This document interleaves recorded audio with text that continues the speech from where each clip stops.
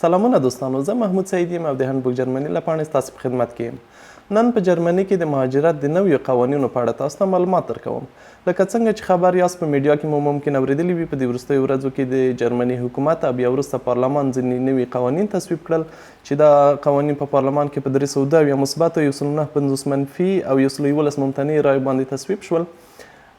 او د 2020 کال د جنوري د میاشتې له لومړۍ نیټې وروسته به پلي کیږي. دا قوانین ځینې برخې لري چې ما یې لنډیز تاسو ته برابر کړی دی او دلته یو په بل پسې تاسو ته وړاندې کوم. لومړۍ برخه یې د هغو کسانو په اړه ده چې جرمني ته نوي د کډوال مهاجر په توګه راځي. هغه کسان چې نوي جرمني ته راځي لومړی په داسې کمپونو کې اچول کیږي چې له هغې نه د وتلو ممکن اجازه ونه لري او له هغې سیمې نه، او تر څو چې د پناه غوښتنې پروسه ختمه شوې نه وي دوی به هماغلته پاتې وي.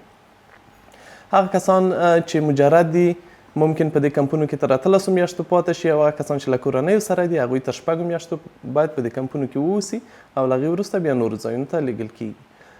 خو یو ښه والی بیا دا دی چې د پناه غوښتنې د پروسې ارزونې وخت کم شوی دی، ممکن له 1.5 میاشتو تر 2 میاشتو وخت ونیسي او د هغې وروسته ځواب راشي. خو څوک چې ځواب نه دی راغلی څوک حق نه لري چې له دې کمپونو نه ووځي. او کوم کسان چې قبلیږي هغه سملاسي په جرمني کې نورو برخو ته لیږل کیږي او هلته د ژوند لپاره ځای ورکول کیږي.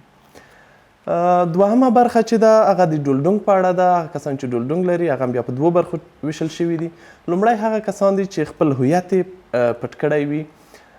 په دې ډله کې مثلا څوک خپل تذکره یا پاسپورت دولت ته نه ورکوي، له اسلنډ بیورو سره همکاري نه وي کړي، نو په دې کې هغه کسان راځي، په دوی باندې ځینې محدودیتونه وضع کیږي.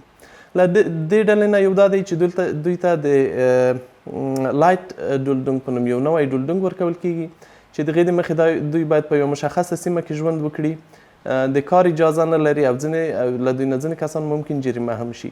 که بیا هم د خپل هویت په ثابتولو کې کومک ونه کړي نو په دوی باندې یوه داسې پاڼه لاسلیک کیږي چې په هغو کې لیکل شوي وي چې دوی د خپل ډیپورټ سره موافقه لري، نو ممکن په راتلونکي کې بیا دوی د هغو د مخې نه ډیپورټ شي. او دوهمه برخه چې ده هغه بیا د بیشفتګونګ ډولډونګ یا هغه کسان چې کار کوي هغو ته د ډولډونګ ورکولو په اړه ده. د هغو دپاره بیا قوانین یو څه اسانه دي او هغه کسان چې دا ډولډونګ ترلاسه کوي کولی شي د 2023 کال تر پایه پورې په جرمني کې واوسي او کار وکړي. خو د هغو لپاره هم ځینې شرایط دي چې شرایط په لاندې ډول دي. زه تاسو ته ویم د بیشفتګونګ ډولډونګ ترلاسه کوونکو دپاره دوی باید د 2013 کال د اګست میاشتې نه مخکې جرمني ته راغلی وي. لومړی شرط یې دا دی. دوهم لږ تر لږه 12 میاشتې ډولډونګ درلودلی وي. دریم شرط یې دا دی چې 18 میاشتې کار کړی وي، د خپل ځان او کورنۍ لګښتونه خپله پوره کړي او ژبه یې زده وي، لږ تر لږه ممکن د بیان سند وغوښتل شي او په هغې سویه خبرې وکړی شي. تر اوسه یې جرم نه وي کړی او په اونۍ کې لږ تر لږه 15 ساعته کار وکړي. که څوک دغه شرطونه پوره کړي نو هغوی ته بیشفتګونګ ډولډونګ ورکول کیږي او د هغو په وسیله دوی نور 3 یا 4 کاله هم په جرمني کې ژوند کولی شي. دا د ډیرو کسانو لپاره ښه چانس دی. که څوک دا شرایط پوره کولی شي نو کولی شي د 2020 کال د جنوري له لومړۍ نیټې غوښتنه وړاندې کړي. او څلورمه برخه چې ده هغه د یا درېیمه برخه ده عموما، خو د ډولډونګ د 2 برخو سره څلورمه برخه راځي. هغه کسانو په اړه ده چې هغوی رد شوي وي. کوم کسان چې په جرمني کې رد شي هغو ته تاسو به معلومه وي چې 10 ورځې وخت ورکول کېږي چې جرمنی پرېږدي.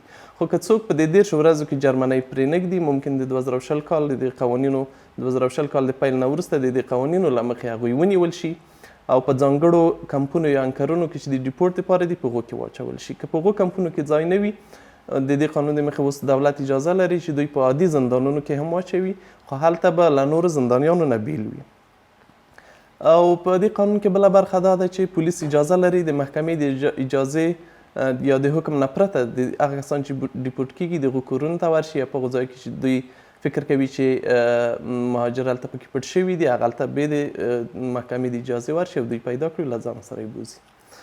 او ورسره بله خبره دا ده چې د دوی د نومونو یا د ډیپورټ د تاریخ په اړه هغه افشا کول، معلومات خپرول هغه جرم ګڼل شوی. که څوک دا کار وکړي نو ممکن مجرم وګڼل شي.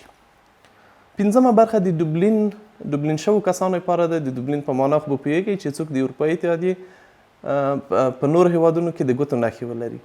که څوک هلته په مثلا د جرمني پرته په نورو هیوادو کې د ګوتو نښې ولري د هغوی دپاره اوس شرایط نور هم سختیږي. په هغو باندې په جرمني کې پیسې قطع کیږي او د سوسیال د خوا مرسته ورسره کمیږي.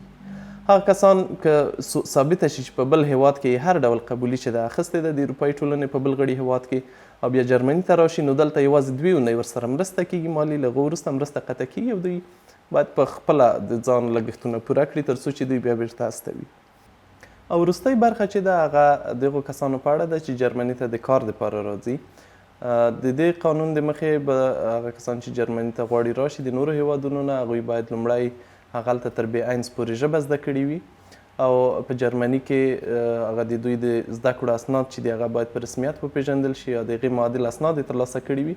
مثلا په افغانستان کې که حرفوي زده کړې ترلاسه کړي وي، زده کړي وي، ترسره کړي وي، هغه په جرمني کې د اوسبیلډونګ معادل دی او یا که پوهنتون یې لوستی وي دلته باید د دې پوهنتون د سندونو معادل وبلل شي.